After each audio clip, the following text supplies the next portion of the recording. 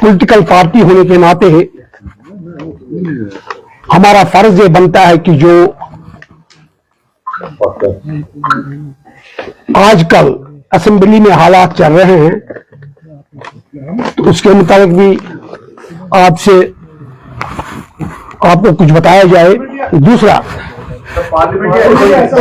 Assembly में भी और parliament definitely in parliament also as a political एक अहम तरीन पॉलिटिकल पार्टी होने के नाते। तो दूसरी बात है कि हमने पिछला इलेक्शन हम असेंबली इलेक्शन नहीं जीत सके, लेकिन वोट शेयरिंग के हिसाब से हमारा दूसरा नंबर है आपके इस यूटी में।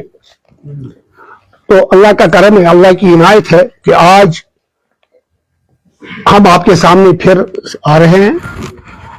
एज यू नो, एक तरफ से सरकार ने बहुत अच्छी बात की, highly appreciable, it was in their manifesto, कि उन्होंने जो लेडीज के लिए राहत का सामान बहन पहुंचाया, वो फ्री ट्रांसपोर्टेशन, मगर उसी के साथ साथ पहली बार यहां पर 2021 में भी ऐसी सिचुएशन आ गई थी जब एविएशन टर्बाइन फ्यूल के लिए उस वक्त हवाई के सब कुछ था सेंटर के पास। आज सेंटर ने वेस्टेड पावर के स्टेट्स और यूटीज को, हमारी ये पहली यूटी है एविएशन। उससे क्या होगा? उससे सिर्फ इस यूटी की जो हम पहले से चला रहे थे, यहां फ्लक्चुएशन होती है एयर टिकट्स में, यहां अब बहुत ज्यादा महंगी एयर टिकट पड़ेगी। एक तरफ से आपने फ्री ट्रांसपोर्टेशन दे दी वुमेन्स को, दूसरी तरफ से ₹2.24 आपने ₹2.17 डीजल पर लीटर हाइक दिया, एक 1.24 पैसा पेट्रोल में आपने हाइक। इससे ये सिर्फ ये पेट्रोल और डीजल की बात नहीं, इससे क्या होगा? इससे पूरा जो बिजनेस सेक्टर है, जो खाने पीने की अशिया है, जो मामूली कपड़ा पहनने के लिए भी अब ये बर्दाश्त से बाहर होगा। ये गरीब भी अब एक मामूली कपड़ा खरीद नहीं सकता है, हर जगह महंगाई ऊपर आ जाएगी। तो इससे एक पॉलिटिकल रेस्पॉन्सिबल पॉलिटिकल पार्टी होने के नाते हम ये चीज उजागर करना चाहते हैं और सरकार को बताना चाहते हैं कि उन्होंने यहां जीना हराम कर रखा है आम आदमी का। यहां पर एक शहर में बताऊंगा, क्या खबर थी अमीरे शहर तेरे दौर में, क्या खबर थी अमीरे शहर तेरे दौर में, सांस लेना जुर्म जीना हराम हो जाए।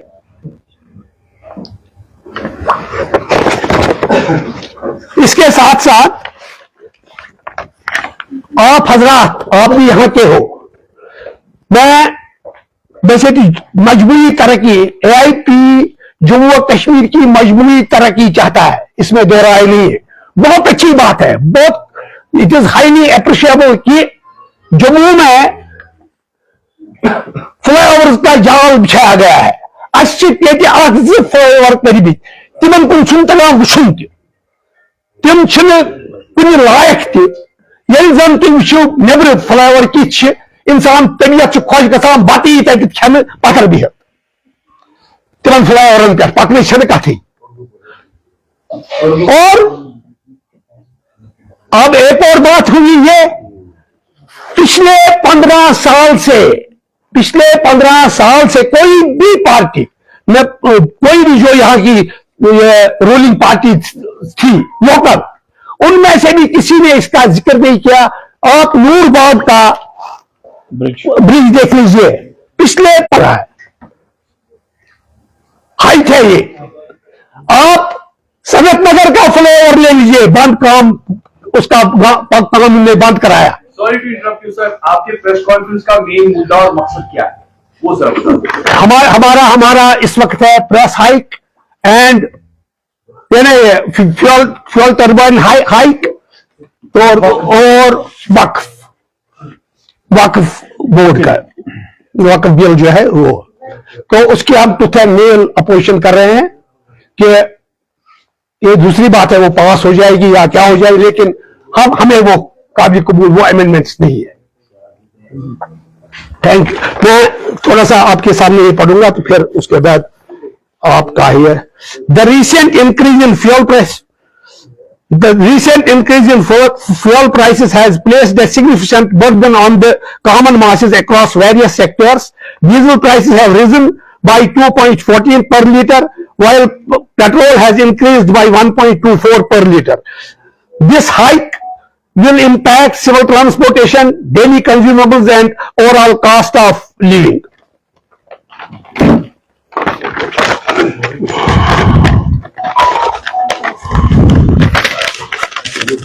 एक minute please. Additionally, the 5% rise in aviation fuel prices is expected to push air ticket price even higher, making air travel less affordable for many.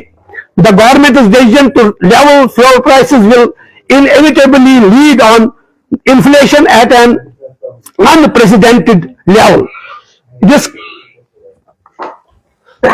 worsening the financial strain on the general public. Since fuel costs directly affect transportation and the price of essential goods, every day expenses will become even more challenging to manage. In Jammu and Kashmir, people are further confused by the contradictory steps taken by the National Conference on April 1. While they have revised transport fares for women, they have simultaneously approved an increase in energy prices, ultimately adding to the financial burden of the common people. Such inconsistent policies are leaving citizens frustrated and struggling to cope with rising costs. We strongly urge the authorities to reconsider these price hikes and take measures to ease the economic strain on the people. As far as Waqf bill is concerned, we tooth and nail oppose it and stand with the common masses.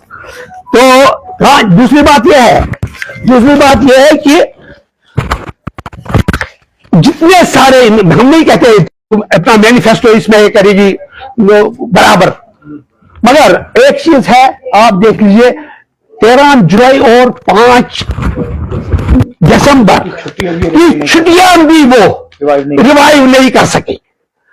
तो इनको सोचना चाहिए कहीं कौम को धोखा तो नहीं दे रहे। इससे बेहतर है था इनको ये रिजाइन करते। Okay, thank you very much.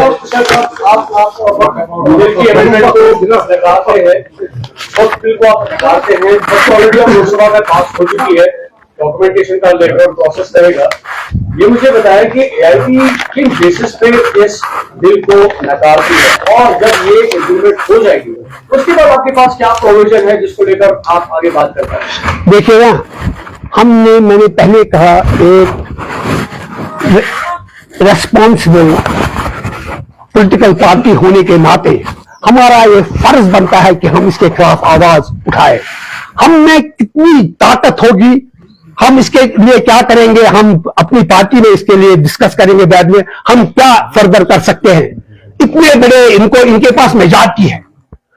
अब इतना सोचिए तो क्वेश्चन है और वो अच्छा, अब आप ये इतना, आप जरा ये भी इतना सोचिए कि एक घर में आग लग रही है, उसमें एक चिड़िया रहती थी उस घर में, वो वहां उसका बसेरा था वहां 10 दिन, 10 महीने, 10 साल।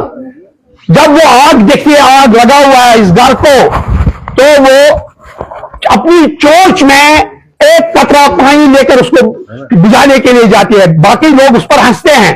रीजन क्या है? एआईपी किस रीजन पे इसको नकारती है? किस रीजन पे आप इसको नकारते हैं? आपके पास क्या वजह है जिसको लेकर आप इसको नकारते हैं? देखिए ना, आपकी इनके पास क्या वजह था जो ये अमेंडमेंट कर रहे हैं? इनके पास भी कौन सी वजह थी जो ये अमेंडमेंट कर रहे हैं इसकी? अगर आज तक चल रहा था, ये सब कुछ चल रहा था, व्हाट इज द रीजन? इनके इसके पीछे कौन से मकासद कार फरमा है, अभी हमने देखा नहीं। अगर अच्छे अमेंडमेंट्स होंगे तो वी विल एप्रिशिएट। हमें शक है, हमें भी इनके पास कौन से ये था कि इन्होंने इस मौके पर इनके पास सिर्फ ब्रूट मेजॉरिटी है, ये उसके बुनियाद पर डिक्टेटोरियल अप्रोच चला रहे हैं। It is a democratic country. Thank you sir.